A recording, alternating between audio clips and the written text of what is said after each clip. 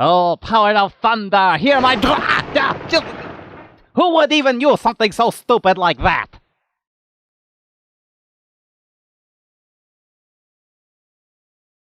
Greetings the world of the internet, I am the great Matthew Squeak and welcome to Squirrel Talk at the Movies. Marvel is back on the lineup right before the Justice League is scheduled to arrive in the theaters. Thor may not be the most popular Avenger in the lineup, but can the God of Thunder steal the thunder in Ragnarok? Let's find out. The characters. If you've seen a Thor movie, or at least one he was in, you've got a feel for the characters of Thor and Loki. The same goofy, overconfident attitude we've come to love is still ever present, still making for a lot of humorous, enjoyable moments. Despite Mr. Almighty Thor acting and sounding all high and mighty, he's quite the goofball, mostly at his expense. This time, his team is assembled not of his fellow Asgardians, but a ragtag team of rejects and goofballs. From the drunkard former Valkyrie to the Incredible Hulk himself. Yeah, Hulk's in the movie. Big and Green has evolved some character from the last time we saw him. He's still got that absolute love of destruction, but now he has a softer, relatable side that Thor can have a few conversations with. Oh, and then we have the Miss Goddess of Death herself. She's everything we love about a villain, minus a cool villain song, and the way she easily and nonchalantly wipes out entire armies makes for a very impressive villain to overcome, and an overall incredible batch of enjoyable characters. The plot. Thor is going about his usual go-happy business, exploring planets, vanquishing giant fire demon thingies, when a new threat emerges to Asgard. Hela, the goddess of death, whose ambition is to claim the throne of Asgard. But amidst the early struggle, Thor and Loki get flung into this kind of junkyard in-between worlds place. Now Thor has to fight his way out and retake his home, hopefully sometime before Hela marches to conquer the entire galaxy.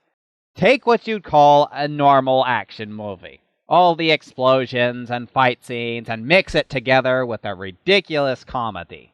Behold, Thor. When this movie wants to be ridiculous, it's hilarious. And when it wants to unleash the full fury of the God of Thunder, it turns into a movie of pure awesome. I mean, sure, there's a few scenes that seem a tad redundant from the prior films, and the movie can be a touch on the predictable side. But there was plenty of awesome and comedy to overshadow it, making for a compelling storyline. Design. I love alien worlds and space and all that stuff because when it comes time for the design, the creators are practically given a blank canvas from which to create, and Thor does not disappoint. The world of Asgard is beautiful, and the junk world was interestingly created too. Not the most original looking of realms, it's a very space meets post-apocalyptic feel, but I admire effort and creativity when I find it. Overall, this has everything you'd want from an action movie. An epic throwdown of good versus evil, explosions, a great constant sense of humor, one of the greatest gladiator matches ever, Hulk versus Thor, and a large batch of memorable characters. All perfectly mixed together, and although it had a handful of flaws, it was certainly a fun movie to sit through. Thor gets a watch it. What more can I say but head to your nearest theater and go check it out. And now, a moment with previews. We were watching a Marvel movie after all, so of course we have to get a glimpse of what is next. He was pretty awesome in Civil War, so looking forward to it. Star Wars. Star Wars. It's Star Wars! This is what's next, isn't it? Now, I know I said in whatever review that was that this is almost a guaranteed stinker, but things have changed.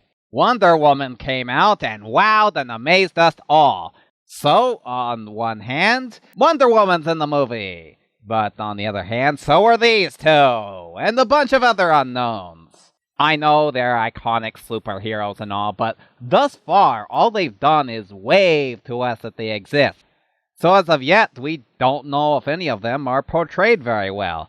I don't know if it's a good sign that half the characters can't pull together 5 minutes of screen time. But, trying to be positive, the last DC movie was good, so they've either finally figured out how to make good movies, or Wonder Woman was a one-time fluke.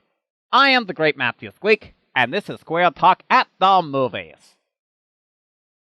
I thank my loyal subjects for watching. Please like and subscribe to my video. If you have a love of Marvel movies, make sure you don't miss Thor. Also, please support the channel here on Patreon.